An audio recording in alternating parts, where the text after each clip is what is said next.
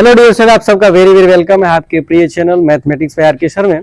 प्यारे बच्चों, आज हम लोग क्लास 10 के 8वें चैप्टर जो त्रिकोणमिति का परिचय है, चैप्टर का नाम है, उस पर हम लोग चर्चा करेंगे। तो सभी प्यारे बच्चों, आप सबको लंबे समय बाद थोड़ा क्लास लाइव आ रहा है क्योंकि थोड़ी माइक खराब हो गई थी और उसके बाद लेने में थोड़ा समय लग गया था। तो प्यारे बच्चों, सभी 10th के प्यारे बच्चों, आप लोग त्रिकोणमिति को बहुत अच्छे तरीके से बताया जाएगा। इस वीडियो को अंत तक देखना न भूलें। जो भी प्यारे बच्चे अभी तक इस वीडियो को सब्सक्राइब नहीं किए, सब्सक्राइब कर लें, दोस्तों में शेयर कर दें। चलिए प्यारे बच्चों, व्हाइट बोर्ड पे कुछ चीजें मैंने लिख दिया है। त्रिकोणमिति का परिचय इंग्लिश में कहते हैं इंट्रोडक्शन ऑफ ट्रिग्नोमेट्री। ठीक है, क्लास 10 मैंने किनारे लिख दिया है, क्लास 10 वाले बच्चों के लिए। या यूपी बोर्ड और सीबीएसई बोर्ड सभी बोर्डों के लिए सेम है, बस थोड़ा वर्जन यानी हिंदी मीडियम टू इंग्लिश का है, तो इसमें कोई दिक्कत नहीं, दोनों सेम है। मैं इंग्लिश में भी चीजें बताऊंगा। अब आते हैं पहले थोड़ी इसकी बेसिक मतलब उसके बेस के बारे में पता कर ले, त्रिकोणमिति होता क्या है। ठीक है, आइए, हमने लिखा है त्रिकोणमिति। त्रिकोणमिति को थोड़ा हिंदी भाषा में संधि विच्छेद करिए। जैसे हिंदी में कुछ संधि विच्छेद आते हैं, जैसे विद्यालय आ गया, तो विद्यालय का संधि विच्छेद क्या होता है? विद्याधन आलय। तो सेम उसी तरह इसको हम तीन, मतलब जिस तरह होगा विच्छेद अलग करते हैं, तीन शब्दों में बांटते हैं। पहला होता है त्रि, क्या होता है? त्रि। दूसरा होता है कोण, और अगला होता है तीसरा मिति होता है। क्या होता है? मिति।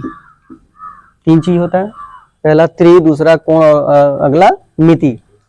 त्रि का मतलब ट्राई, ट्राई का मतलब तीन, जिसमें तीन कोण हो, ठीक है, या तीन भुजाएं हो।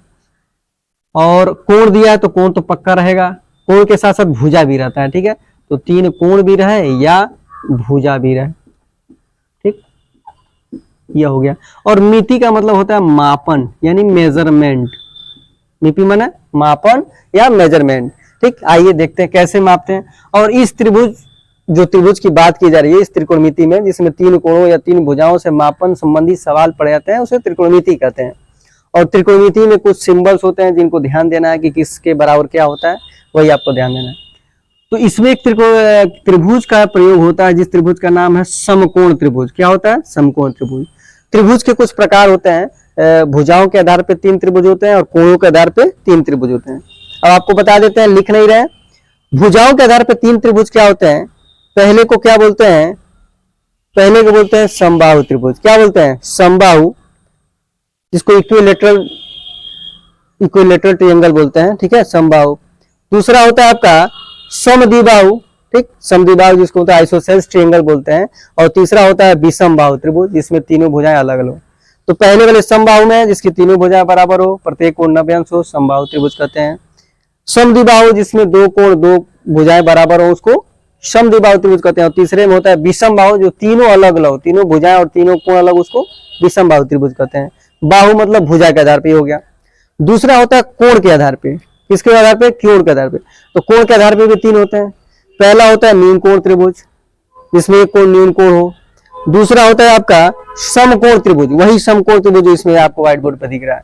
तो दूसरा होता है समकोण त्रिभुज, जिसमें एक कोण 90 अंश का हो, उसे समकोण त्रिभुज कहते हैं। और तीसरा होता है आपका अधिक कोण त्रिभुज, जिसमें एक कोण अधिक कोण होता है, ये 90 से ज्यादा होता है। और समकोण का मतलब 90 अंश, जिसमें 90 अंश हो। चलिए आइए, तो पहला हो गया, मतलब एक कोण 90 अंश हो और बाकी कम हो, कम न्यून कोण हो। ठीक, ये हो गया। अब क्या करना है आपको? तीनों भुजाओं का अलग अलग नाम होता है। क्या नाम होता है? ध्यान देंगे। जो नीचे भुजा लिखा है इसको बोलते हैं हिंदी में आधार बोलते हैं। क्या बोलते हैं? आधार। इस भुजा को बोलते हैं लंब। ठीक, इंग्लिश में बोलते हैं परपेंडिकुलर, PERPENDICULAR। नीचे लिख दे रहे हैं, जगह की थोड़ी कमी हो रही है। परपेंडिकुलर, CULAR, परपेंडिकुलर हो गया। आधार को हम बोलते हैं बेस। क्या बोलते हैं? बेस। बेस हो गया। इसको बोलते हैं कर्ण। क्या बोलते हैं? कर्ण। बड़ी भुजा, कर्ण का मतलब, कर्ण भी एक व्यक्ति थे जो महाभारत में बहुत बड़े दानवीर थे, तो बहुत बड़े का मतलब बड़ी भुजा। ठीक, समझने के लिए मैं ट्रिक बता दे रहा हूं। इसको बोलते हैं हाइपोटेनुस। हाइपोटेनुस ये होता है। ठीक है, ये चीज तीनों भुजाएं का नाम हो गया। इसको बोलेंगे जो सीधा 90 अंश का कोण पे स्थित हो, उसको बोलते हैं लंब, इंग्लिश में परपेंडिकुलर। नीचे आधार, उसको बोलते हैं बेस। और जो तिरछा सीढ़ी नुमा होता है, जो तिरछा रहता है, उसको बोलते हैं कर्ण यानी हाइपोटेनुस। इन तीनों से एक गणितज्ञ थे जिनका नाम था पाइथागोरस। क्या नाम था? पाइथागोरस। उन्होंने एक प्रमेय दिया, एक रूल दिया, फार्मूला का प्रतिपादन किया, जिसका नाम है पाइथागोरस का प्रमेय। ठीक है, उसको पढ़ते हैं। उस प्रमेय के हिसाब से आपको आइए पाइथागोरस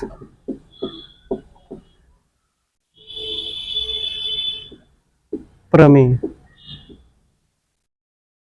उसको बोलते हैं इंग्लिश में पाइथागोरस थ्योरम, THEORM थ्योरम।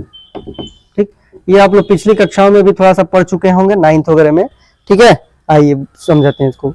इसमें आपको इन तीनों भुजाओं से 3 फार्मूले बताया गया, मतलब पाइथागोरस जो थे गणितज्ञ थे, उन्होंने तीनों भुजाओं से 3 फार्मूला दिया। अगर कैसे दिया, अगर ये दोनों भुजाएं दे दे तो तीसरा कैसे निकालेंगे, या कर्ण और आधार दे दे तो लंब कैसे निकालेंगे, या लंब कर्ण दे और आधार कैसे, तो ये सब फार्मूला दिया। ठीक, तो आइए तीनों फार्मूले पर हम लोग चर्चा करते हैं एक एक करके।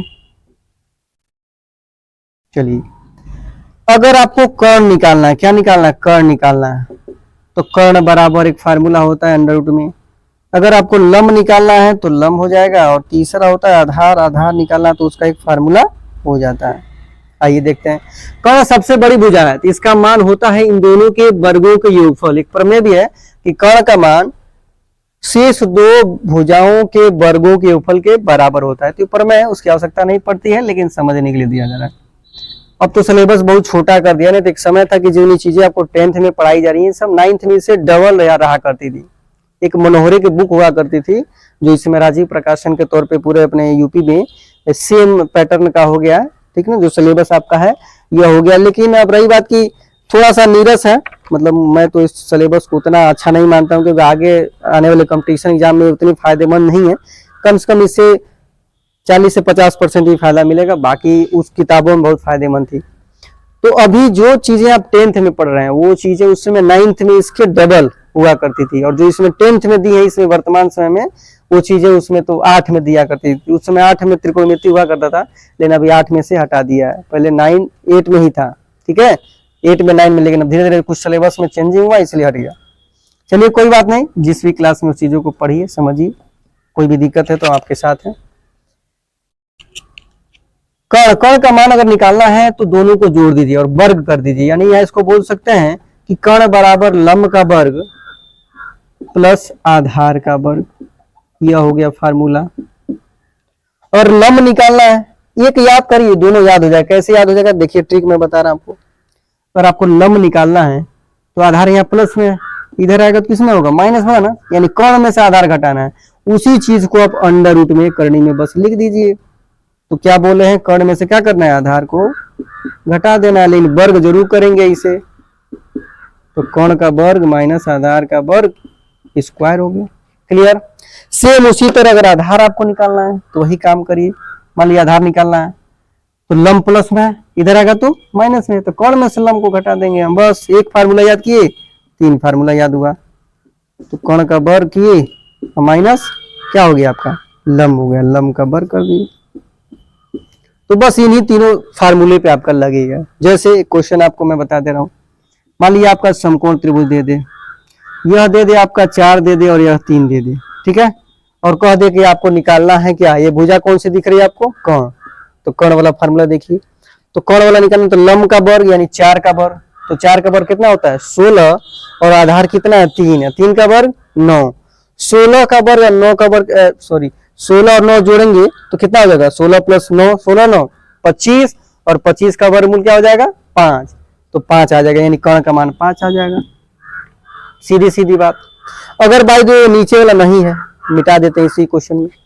आपका ये दे दिया है कर्ण दे दिया और ये लंब दे दिया, कर्ण लंब दे दिया, क्या आप नीचे दिया आधार, आधार निकालना आपको, आधार फार्मूला लगाइए, कर्ण के वर्ग में से लंब को घटा दिए, तो कर्ण का वर्ग 5 का वर्ग कितना हो जाएगा 25, उसमें से लंब का वर्ग 4 चौको 16, 25 में 16 गया कितना हो जाएगा 9, और 9 का वर्गमूल 3 हो जाएगा, ऐसे आपका लग जाएगा। अब आइए तो 3 आ गया, नीचे 3 लिख देंगे।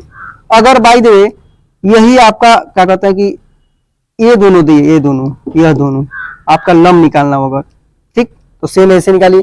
तो लंब जो दूसरा बच रहा था, कर्ण के वर्ग में से आधार घटा दीजिए, तो कर्ण के आप 5 का वर्ग कितना हो जाएगा 25, और क्या आपका नीचे आधार, आधार 3 का वर्ग 9, 25 में से 9 गया 16, 16 का वर्गमूल 4, तो 4 हो जाएगा। अब 4 था भी पहले, तो कहने का मतलब ये हो गया इन तीनों भुजाओं में से 2 भुजा का मान देगा, किसी दो भुजा का मान देगा, तीसरे का निकालना रहेगा इसी हिसाब से। लम आधार दे तो कर्ण निकालना है, कर्ण आधार दे तो लम निकालना है, और कर्ण लम देते हो आधार निकालना है।